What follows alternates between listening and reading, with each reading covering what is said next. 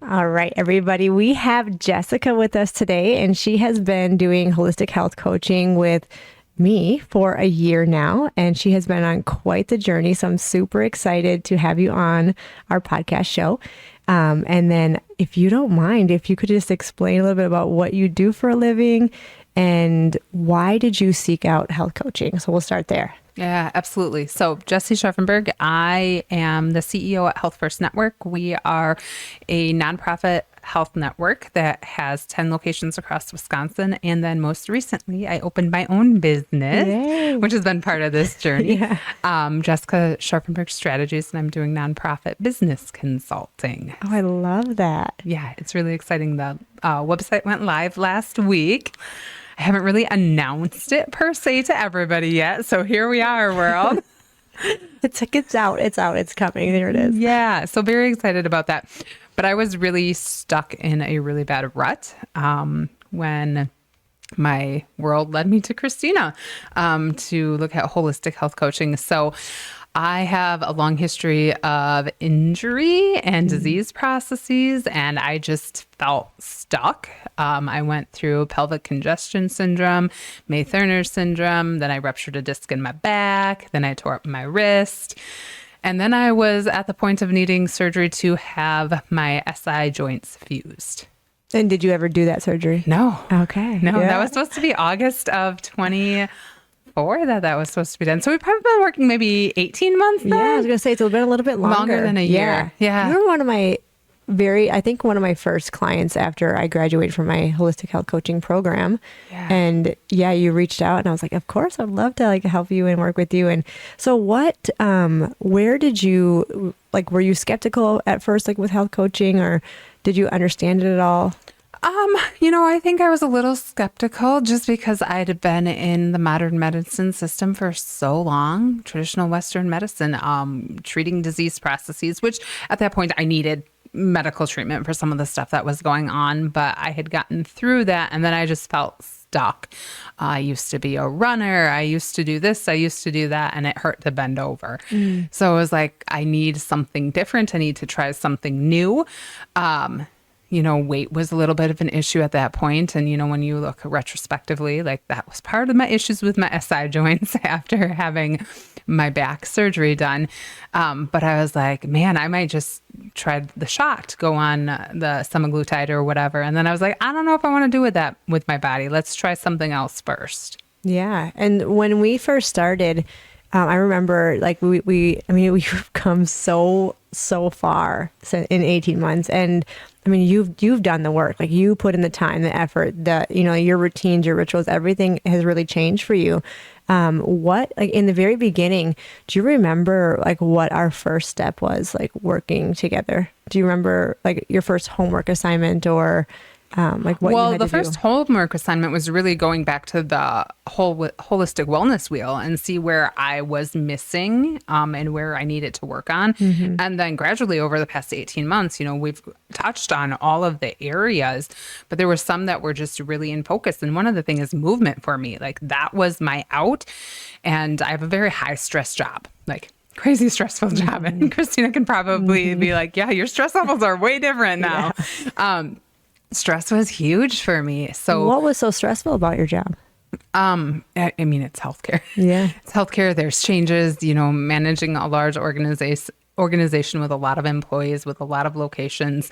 And at that time, my husband was working on the road.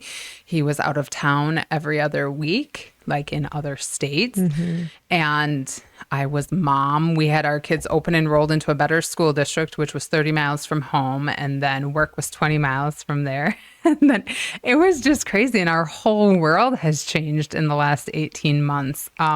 Including two moves. Yeah, you were getting up at what time in the morning to take your kids to school and make sure that you were ready for work? Yeah, if I wanted to get a good workout in and be prepared for the day, I was up at 3:30 every morning to be able to do that. And it was a lot. Well, and you are such an example for so many of us, like especially as moms and us women who have, these things on our plate of like, I have no time. I have no, like I have all these responsibilities of my job, and then of also like taking care of the kids, and then making sure that I'm getting my workout in, I'm eating right, I'm working on my mental health, my stress levels, all of these different things. Like you were literally in the thick of it. Like you did all of this, but I'm so excited to talk to you and like get your story out there, because you did the work and now your life is drastically different from where you started, like this super high stress position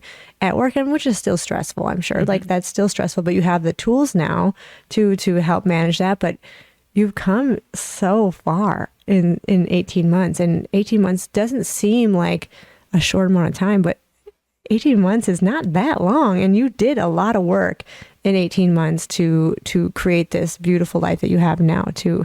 So yeah, let's kind of keep going into that story of like, what was your journey, and like, what have you done for yourself, and what has changed for you? Yeah, I think some of it is putting myself first. I sucked at that. I mean, really, with all of the competing things that are going on in my life, trying to be mom, trying to be this, trying to be that. And I don't say no. And I think that's one of the first things that the holistic health coaching has helped me with, is say no and put my boundaries in place. And it's not necessarily with everybody that I'm saying no. My husband will say no for me now, because sometimes I still am not great at saying no.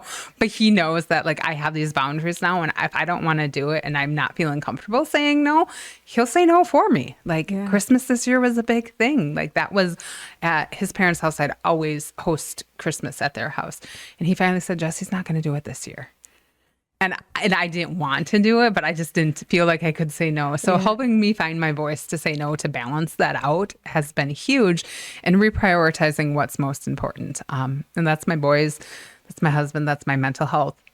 And it has really helped with the stress. And so while working with Christina, I also worked with physical therapy, really hardcore physical therapy for those first few months to get my SI joints back in shape. But during that entire process, I was also working with my exercise, working with my mental health, working with my weight, working with my spirituality a little bit. That's been more recently that we've really started working on that. That I went from February of 24 meeting with spinal surgeon and getting everything planned out. And then I was like, you know what? I just want to try some physical therapy and just give me a little bit of time before I do surgery. So we planned surgery for August. And in July, I went and saw him. I'm like, we don't need surgery. He goes, what? And then we did all that movements, and he was doing range of motion. He's like, I've never seen this happen before, but it was a lot of work. I mean, it's commitment too, but it was a commitment to myself. And I hadn't been doing a great job at keeping those commitments to myself.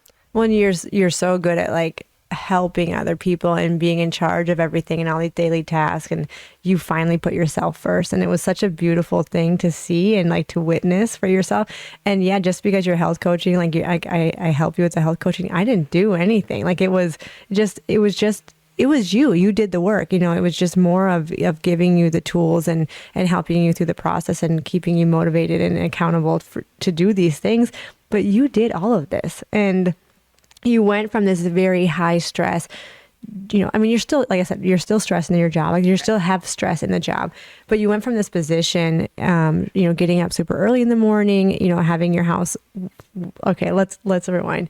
Explain to us what happened with the house situation, because that's been all over the place, but also like beautiful steps too, right? Yeah, it's been 2 moves in the past 18 months, not planned at all. Well, I mean, kind of planned, but not planned at all. So we lived in Junction City. The boys were going to school half an hour away. It was very intentional that where we lived, because we wanted to be in the country and what school district we wanted the kids in. But there was no busing because we were out of the district. So it's like, okay, let's make this change first. If we can move to Mosinee and be in town. Well, it wasn't even in town. Oh, let's go back even a step farther. So we bought a piece of land at right outside of Mosinee, and we were going to build. But in the process, we wanted to sell our house and move into Mosinee while we went through the building process. And I'm a firm believer now, like things happen for a reason. Like you just kind of have to go with it. So when we went to get the permit to put a well in on the land that we had bought, it came back that there was a dump site next to us, and we would get a conditional well permit, but they would have to test each year and they could potentially cap the well. I was like, I'm not building a new house with potentially capping a well. Like, just didn't make sense. But we got a really nice house in town.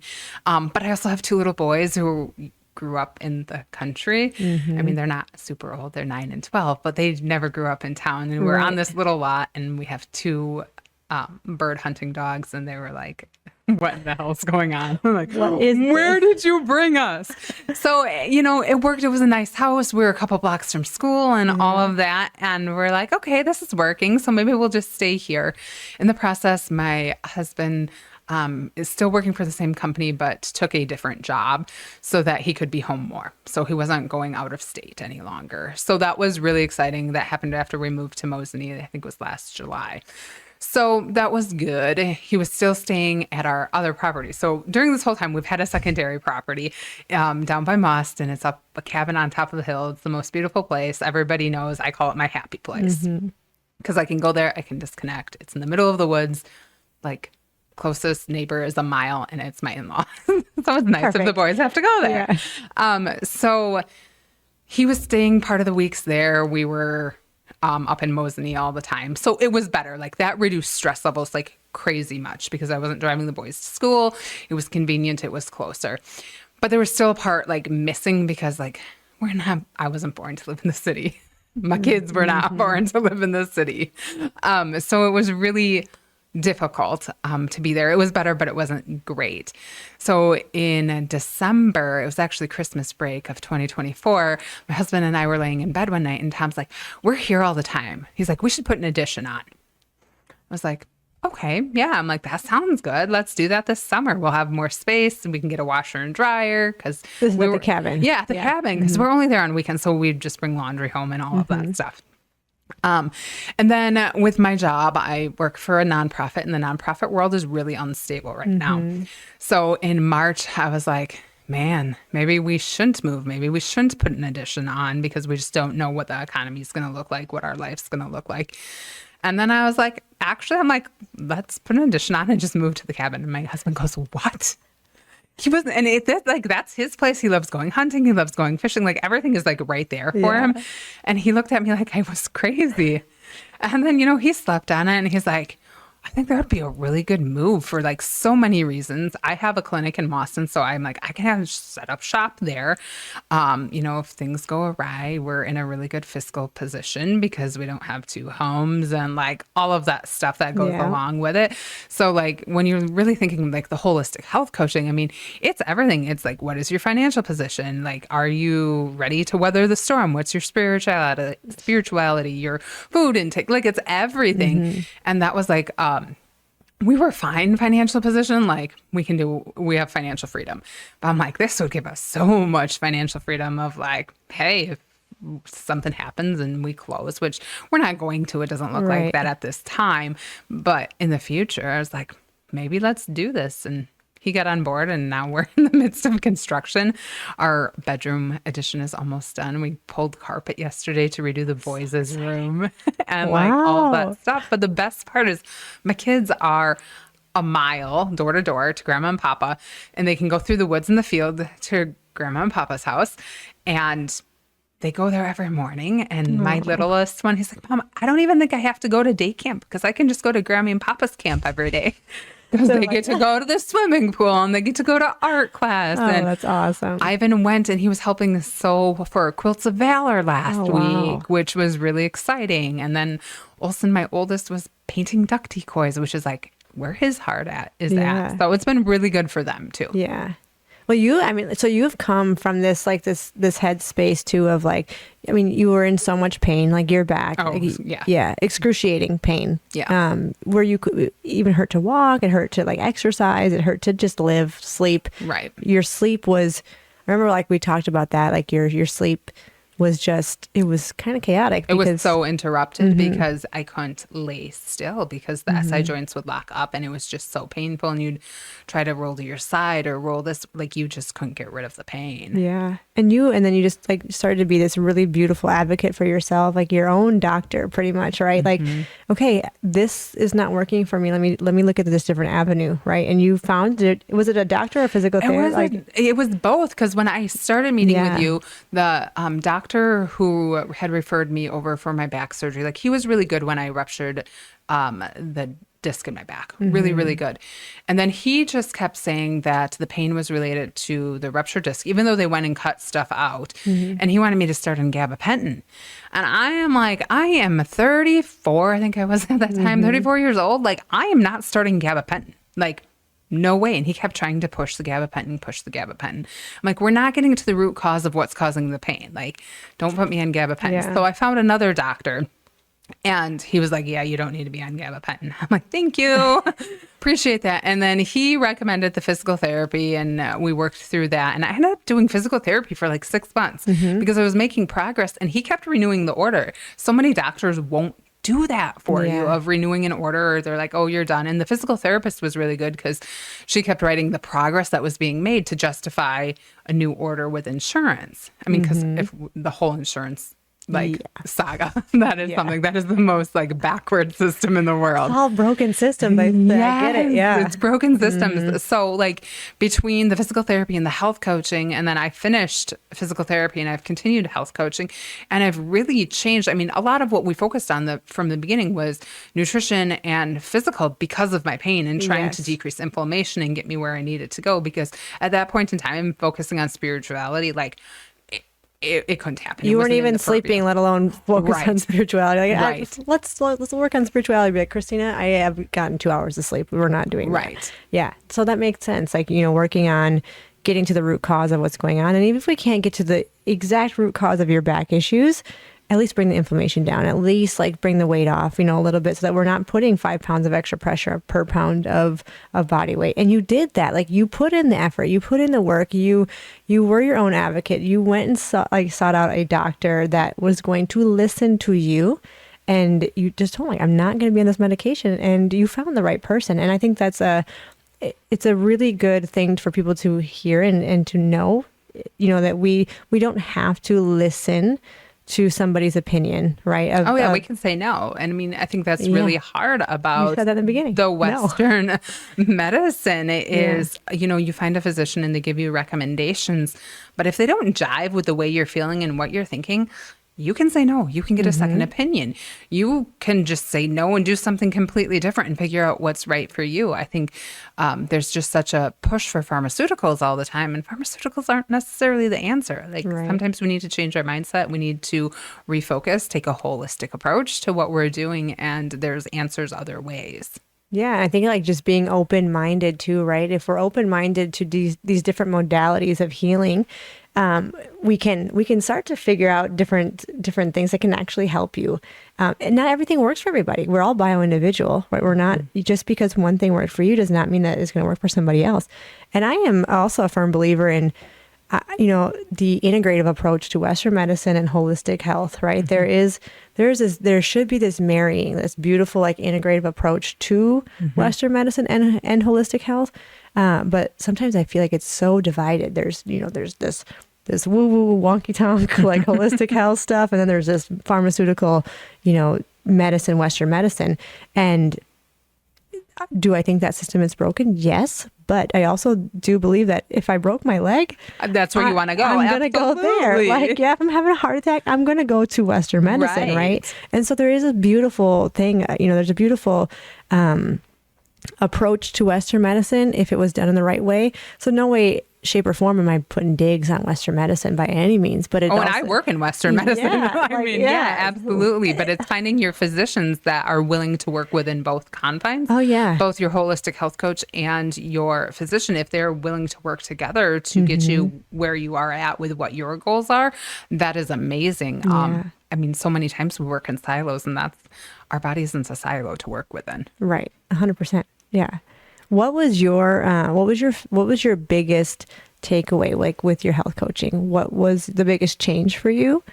And yeah, so let's start with that. Like, what was the biggest change for you? Figuring out how to manage my stress in many different ways. And I don't want to say like I don't have a like I don't care attitude right now, but in some ways like I do. Like it's okay to let things be. It is what it is. It's been one of my sayings this year. Like it is what it is. If it happens, it happens. If it doesn't, it doesn't. But like being okay with that. And I am a type A personality. Yeah, you are. I am a planner. I am like 15 minutes early or I'm late and like very much structured, and being okay with not, I think is a beautiful thing that like I've missed out on a lot, but have figured out to refocus that. What changed for you, and how did that approach look like for you? Like what did you do? It's just been the journey. I don't think there's like one specific thing that I can call out of changing that and just going with the flow.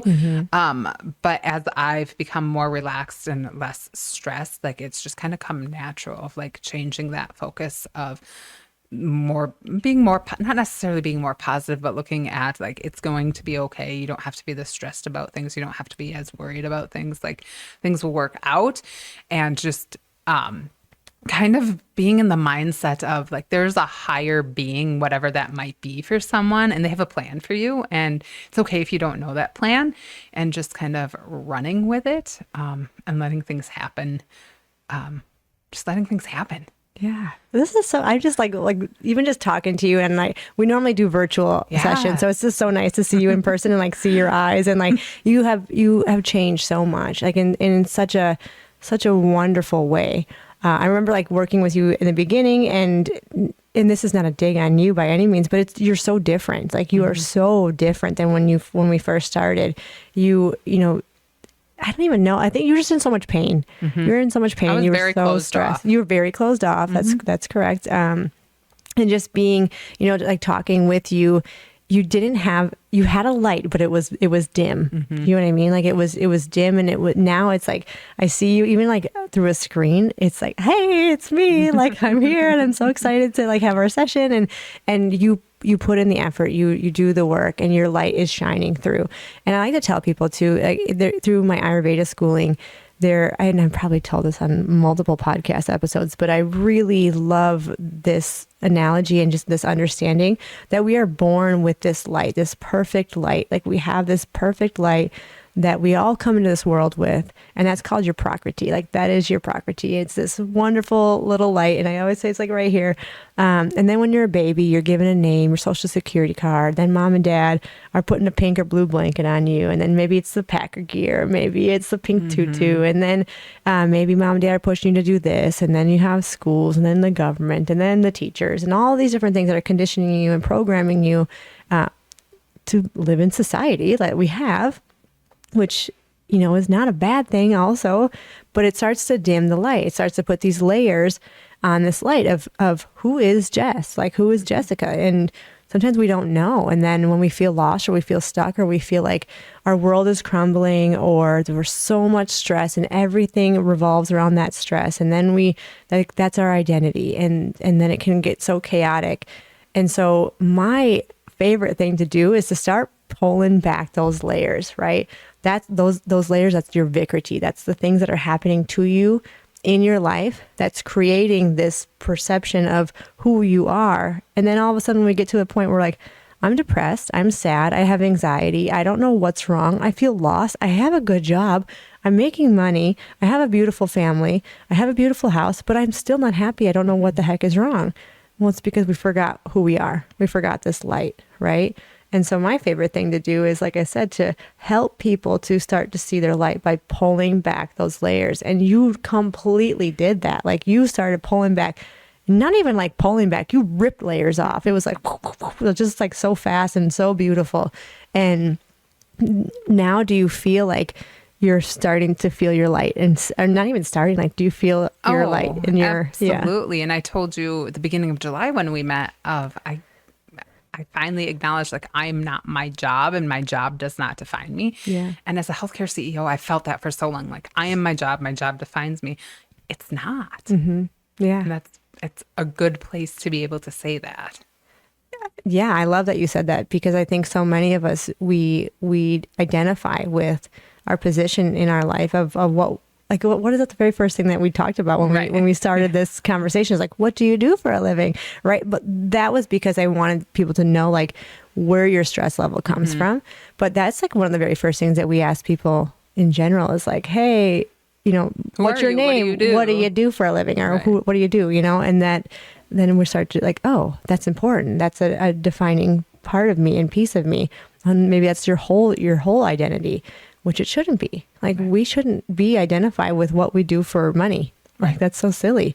And we have been taught that for our whole life. Like, you make sure you go to college, make sure you get a good job, make sure that you do this and this and this and this. And if you are, you know, working here, you're not good enough. You're not going to be happy. You're going to be so, you know, dependent and blah, blah, blah. And if we can start to really hone in on like who we are as a person and as a soul being, and not just this physical being, if that makes sense, right? This physical being of, you know, this is what I do. I work at, you know, Quick Trip, and I'm a teacher, or I'm a doctor. You know, we have to start looking at people like, not what do you do, but who are you? Who are you? And that's a really hard question to ask people. And I think, wasn't that a question that we had in our health coaching? Maybe it wasn't with you, but was that, maybe it wasn't. Did I ever ask you like who you are? Like, who is Jess? Yeah, we have. But that was really early on, and I couldn't answer it, right? Couldn't answer it. Yeah. So now, could you answer it? I know this is really like putting you on the spot, like really, but we don't have to say like who you are. But do you think if you had if you could sit down, have some time to think about this, would you be able to answer that today? Yeah. I mean, I could answer it right now. Oh, yeah, let's do it. Yeah. I'm a strong, independent woman who loves her family. I'm a mom to 2 boys. I'm a foodie. I love the outdoors. I live in a cabin in the woods on the top of a hill. Like, I've reconnected with nature. Like, it's so different. And usually I'm rattling off all my credentials, and it's like, but that's not who I am. Yeah. Yeah.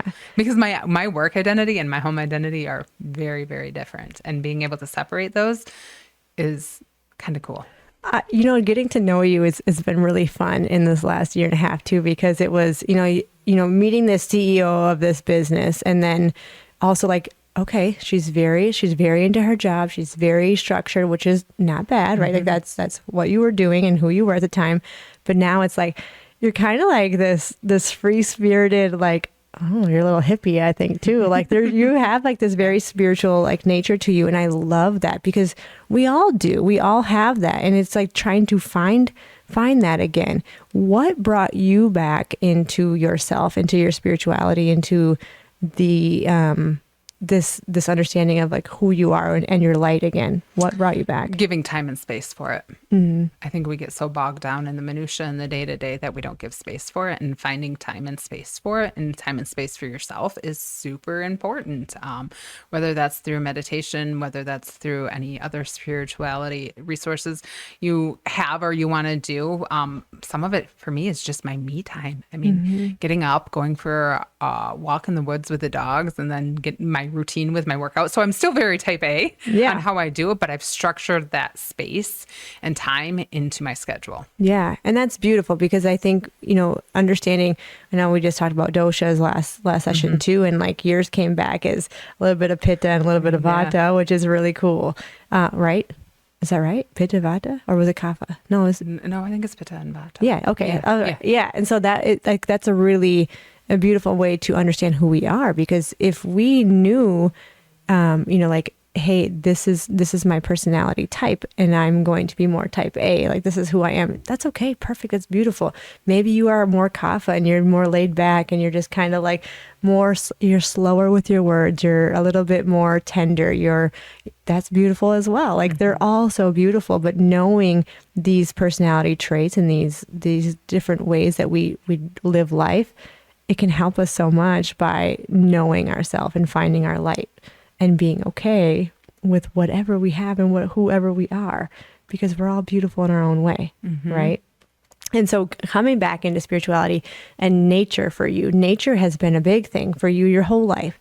And we talked about that in the beginning too, when we first started working together, is like how you connected to nature. And when we first started talking about spirituality in the beginning, it was, well, I connect to nature and I feel like nature is my path to spirituality. And I know that that's everyone's path to spirituality, because we are nature.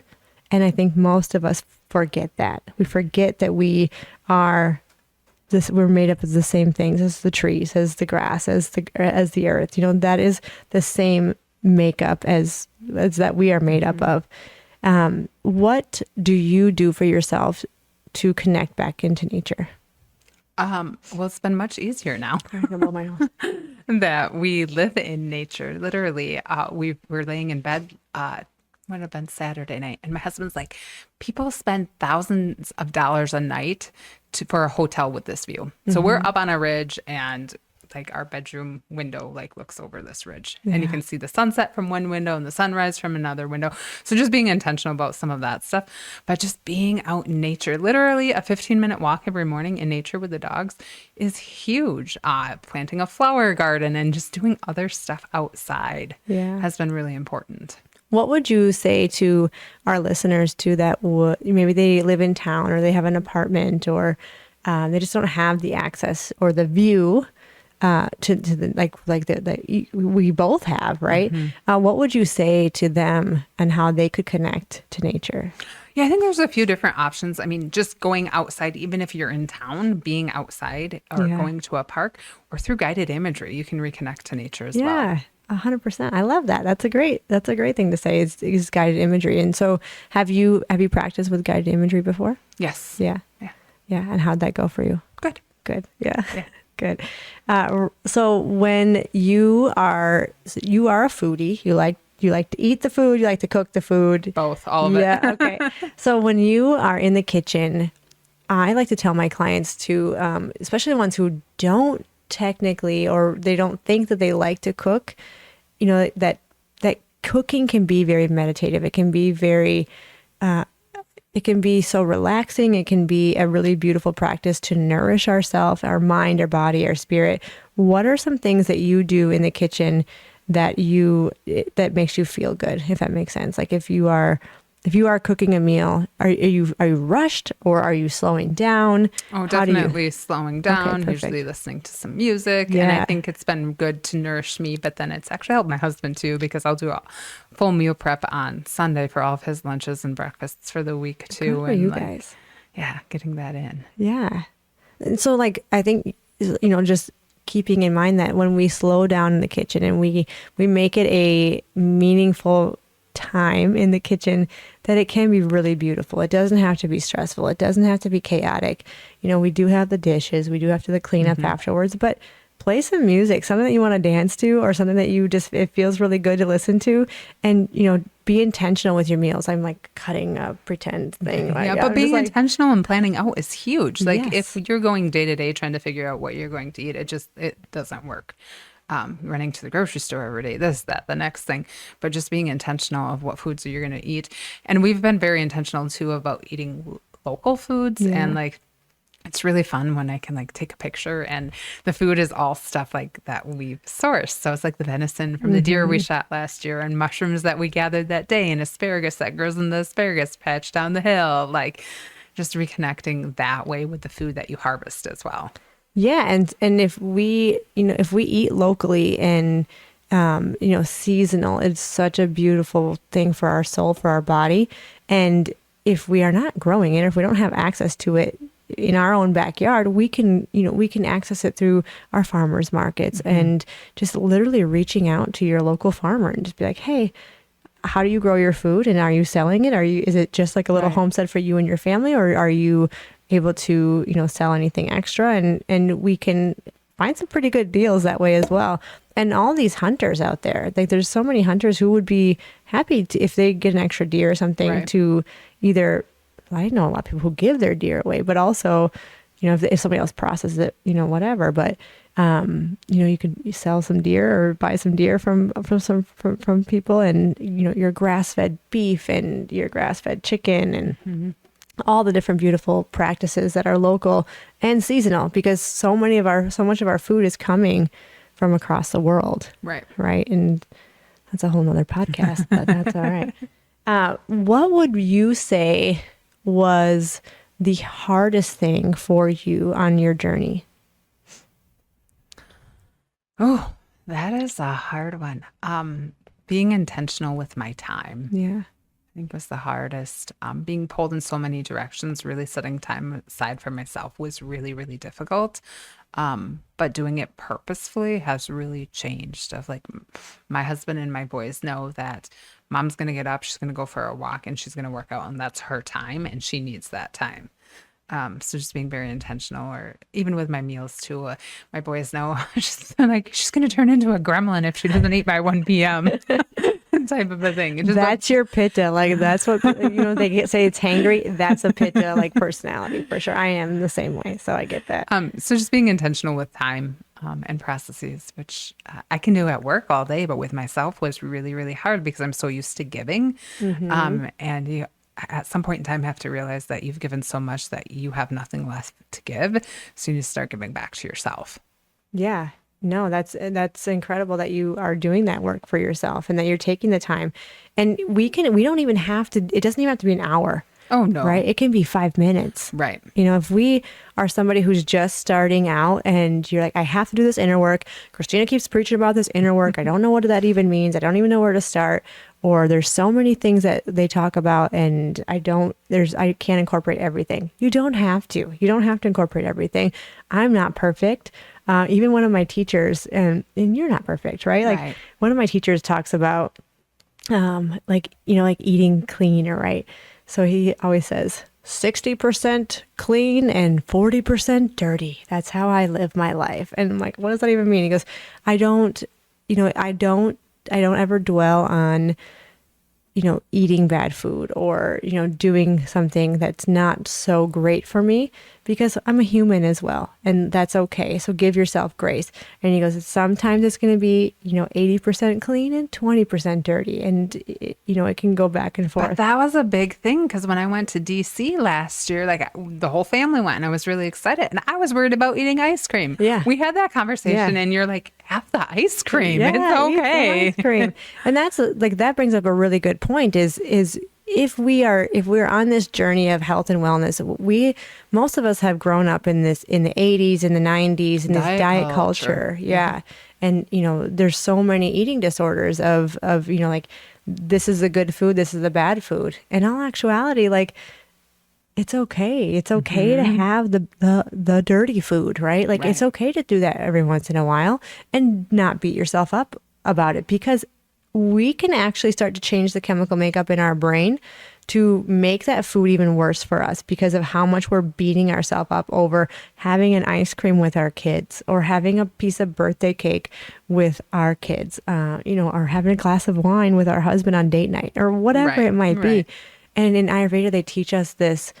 It's a really wonderful practice and an understanding of when you are eating, well, not even like when you're eating food that's dirty or whatever, but slow down, be intentional, and start opening up your heart, meaning like start to have gratitude for the food that you get to enjoy. And once you slow down, you are literally changing the enzymes in your saliva to break down that food and to actually nourish your body.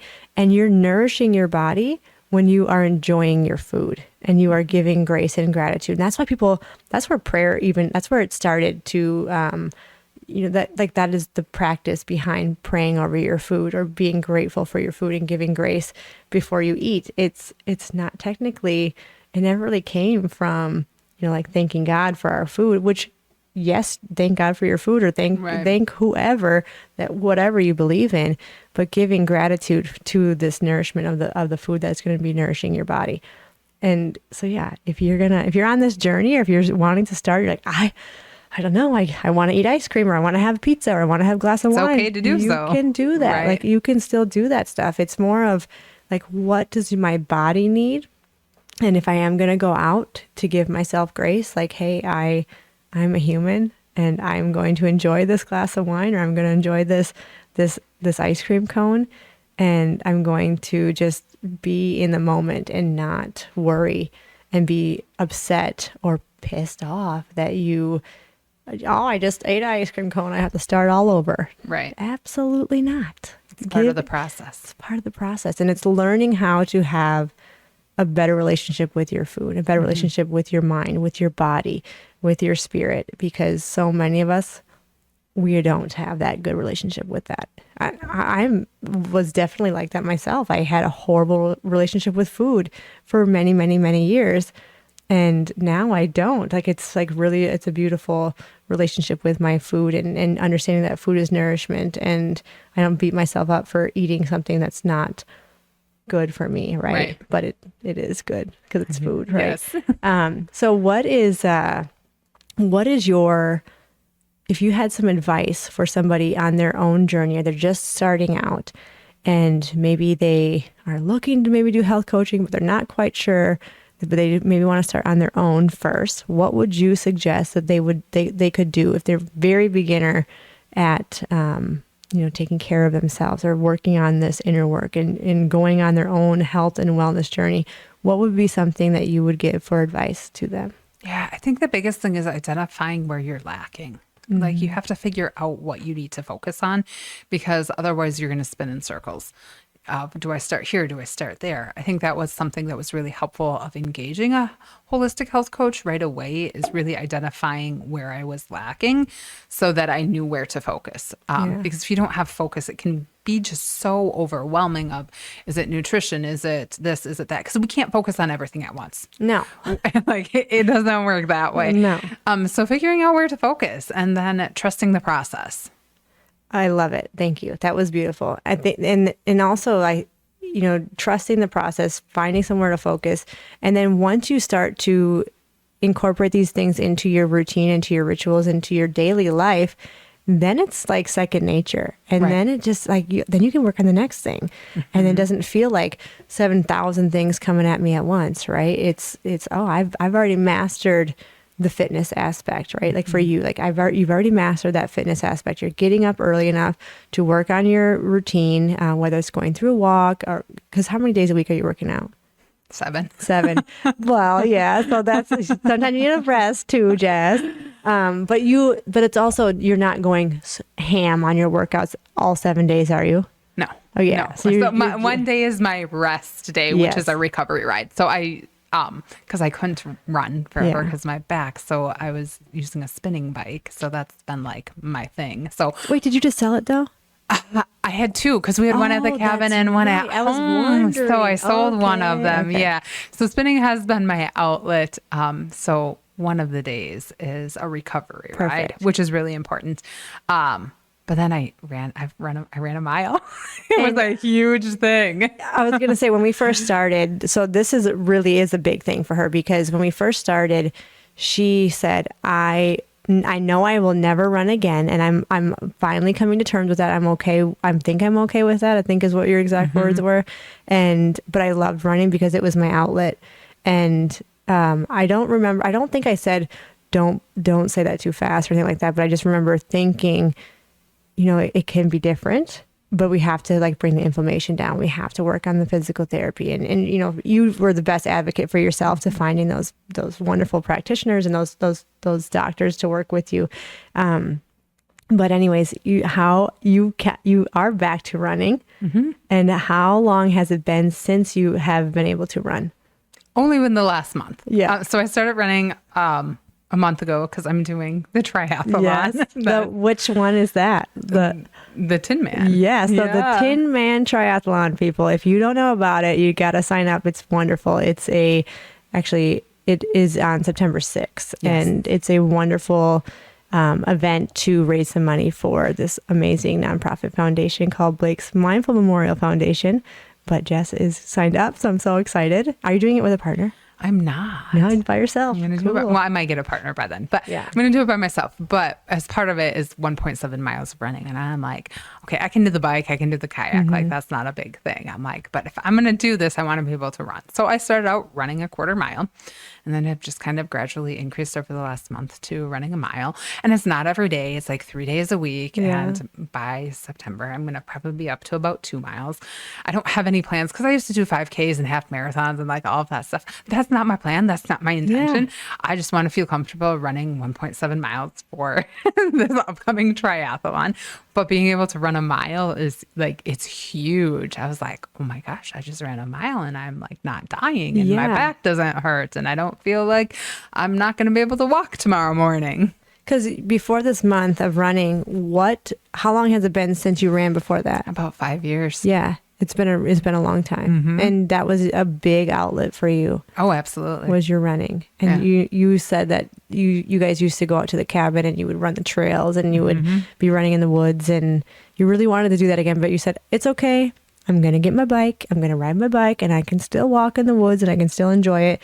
And now 18 months later, you're back to running. Yeah. Yeah. That's incredible. Because you put in the work, girl. Right. Like you did this. You did this. And, this is something that we want to be telling our listeners too, is you just have to start somewhere. Oh, absolutely. And even starting somewhere small, it doesn't have to be anything significant. It doesn't have to be anything earth shattering. Just start somewhere. Yeah. There's a book, it's called Becoming Supernatural by Joe Dispenza. And I love this book because it's something that like you can pick up and you can read and you can learn something else. You can learn something new every time that you read it. And even like when you read a page, you get something new out of it because there's so much information in this book.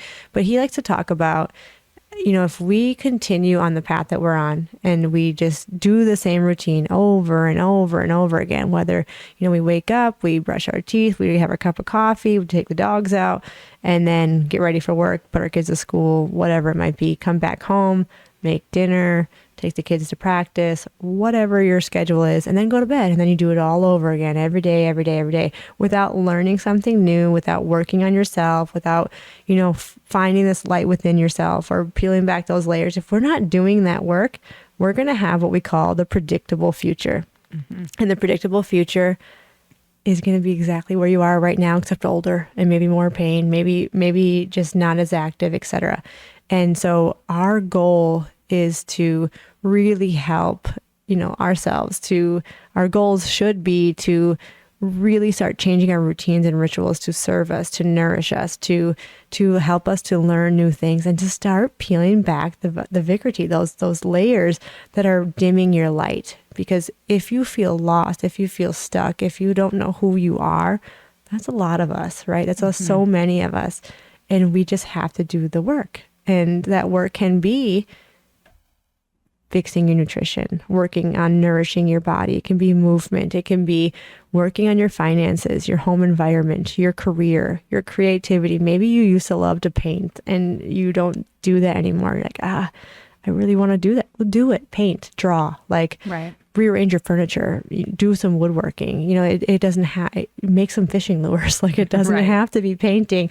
There's so many beautiful things. And then joy, social life, your relationships, all of those things we work on. And if we don't do that work, we're going to have that predictable future. And it's not a happy one for most people if we continue to just be in this loop. Well, right? Isn't that the definition of insanity, is doing the same thing over and over and expecting a different result? Yeah. No, that's a great thing to say. Yeah. Yeah, exactly. That is insanity. Like we can't continue to do the same thing and expect a different result. It's just not going to happen. We have to get out of some of those routines and out of those patterns and do something new and different. Right. And I think too, like with your husband, you have been doing this work, right? Like you've been doing this work. And how does, I shouldn't say I think, I want to ask you a question. So you've been doing this work. How has that affected him, or has anything changed in his life? And how does your He relationship gets look? really great food Yeah, every no, that's week. beautiful. Yeah. So that's helping him with his health and his nutrition as Mm-hmm. well. It's a perk for him. But we've just connected on a different level, I think. I'm more present for him, which is really awesome. And he's there and present for me. And, that's part of the health coaching, but that's some of the huge changes in our life. If he's not on the road anymore, we're living in the same house Yeah. now, Yeah. which has been a huge change because we've been together for 17 years, and most of those 17 years he's been on the road. There's been a couple stints when he's been home for like a year or something like that. But it's really exciting to be together. Yeah. Well, and so I wanted to bring up when we work on ourselves and we're in a relationship, it is so important that, like when we do this work and we're finding our light, that we either grow together or we're growing apart, right? Because that can happen. Mm-hmm. But you guys have seemed to be like, every time I talk to you, it's like, our relationship is fantastic. Or Jess, how's the relationship aspect of your holistic health wheel? Oh, it's wonderful. Like, it's so good. And it's really beautiful to see. So I'm really proud of you guys. There is there's an understanding in the Ayurvedic culture is when women, especially when women like work on themselves and they start to shine their light and they start to really come into their femininity and they start to know themselves on a really deep level, that it's very healing for the husband or very healing for the masculine in the household. So your boys, your husband, because they're having this woman around them that is like fully stepping into her divine power, like her divine femininity. And that's freaking powerful and beautiful. And so I can see that with you. And I just wanted to like say that because thank you. Yeah, it's really, really, really beautiful to see. And anybody who's listening, who's like, wow, that's just a crack of baloney. Like, it's not like it's not like when we feel good about ourselves, our household feel good. What is that saying? When mama's not happy, nobody's happy. Right. Yeah. And I feel like that could be so true, and maybe it is true. And that when we step into our own power and we step into this feeling of love and just feeling good about ourselves and feeling good about life in general and being happy and joyful, you are radiating that out into your household, into your family. And now they get to radiate that out to their schoolmates, like their classmates, that, the people that your husband works with and that he sees on a regular basis. So do the work, ladies. And guys too, if you are like ready to do it, just start somewhere. Did you ever do shadow work? No. And what have you done for yourself that has like helped you really go inward to work through like traumas and triggers and things like that? You did the journaling. I've done some journaling. We did some meditation, a kind of guided meditation with imagery. Mm-hmm. But that's something that I'm still continuing to work on. I mean, that's like our next step, right? Yeah. And that for you, you used to, are you still meditating at night? Yeah. Do you do it every night? Yeah, almost every night. Good job. Guided breathing for sleep. It's amazing. You fall asleep like on a dime. It's great. Yeah. And how long have you been doing that for? A really long time, because even when I was having all my back pain, I would do it to try to get to sleep. Although I wouldn't stay asleep, but now if I'm out, I'm out. So it's great. It's been years.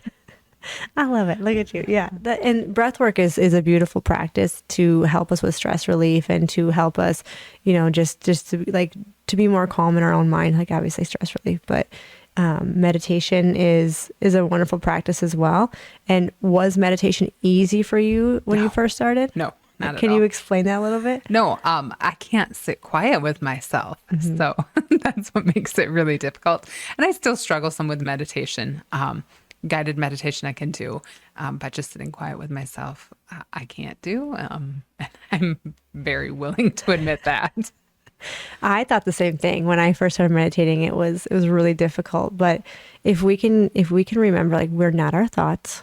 We're just this awareness of our thoughts. And if we can start like brushing those away. So if we can sit quietly, how do I put this into words? So if we can sit quietly, we can start to hear the universe, hear the divine, like start to feel the energy moving within us that is already there. But it's really hard to do. if we are a busybody, or if we're that pitta like personality, like I need to go, I need to get up, I need to move, right? Like it's Right. so hard. But those thoughts that come in. So if you are someone who wants to meditate or wants to practice meditation, and you still do it, it's not like you quit. You're not like I Right. can't do it, I'm done. But if we can sit there and say the thought of like, I have to cook dinner, or I have to take my kids to practice, or I have this going on, or I want to watch the latest episode of blah, blah, blah. Just start to know and realize like, those are just thoughts. It's okay to have thoughts when you're meditating. It's almost impossible not to have thoughts when you're meditating, and you're not doing anything wrong, and you're not a failure. And that doesn't mean that you can't meditate. You are doing it. You're sitting there, you're being there. And now once those thoughts are there, you can just start to be aware that you are witnessing that, like you are above your thoughts. So like, this is not you. This physical being is not you. Right. You are a 5D being. Like you have a soul, you have this energetic being, or you are this energetic being. And so you can start to realize these are my thoughts, and they need to go away. Like just push them out of the way, maybe brush them to the side, and start to maybe do your breath work, do your breathing exercises. And then really beautiful things can happen. You might start seeing a light. You might start feeling the divine, like, or this download of information coming to you. Of maybe you were unsure of something in your life. You're like, do I want to do this for my job for the rest of my life? I don't know. Let me sit and meditate. And all of a sudden it's like really clear. A clear message comes in. Maybe it's not like, hey, you're going to do this, or just you just have this feeling or this understanding of, okay, that's exactly what I needed. So yeah, if you struggle with meditation, continue to practice and start to realize that I'm not my thoughts, and it's okay to have thoughts. And I'm not failing at meditation if I do have the thoughts. But yeah, that was just my little spiel on meditation. One more question for you. Well, maybe not. I don't know. But let me try to think.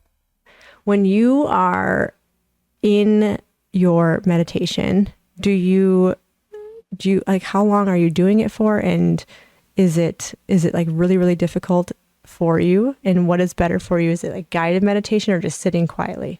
Oh, I have to do guided meditation. I can't sit quietly. Yeah. I don't want to say I can't. It's really, really difficult. Okay. But it's interesting. So I've actually incorporated meditation into our work practices as well. Yes. Good so for you. We have a mental health clinic as well. So our service line manager at our Monday morning huddles will do it for all of the teams. So we do 5-minute meditation with our teams, and then at night. And at night, it kind of depends because it's guided imagery and breathing for sleep. So like sometimes I'll listen to the full hour and do the full hour of the breathing and imagery. Sometimes it's like 5 minutes and I'm out, and then I wake up in the middle of the night and it's like playing on repeat. You're like, oh yeah, I forgot about you. No, that's awesome. I'm so proud of you. You've come so far I mean, 18 months seems like it's a long time, but it's not that long, right? And it feels like yesterday when we first started. Absolutely. Doesn't it? Yeah. And your life is drastically different. Oh, absolutely. Yeah. It is not the same. It's been a whirlwind. Yeah. And you're just happier. You're healthier. You have this light about you. And I'm just really, really, really, really proud of you. Thank You've done you. such a good job.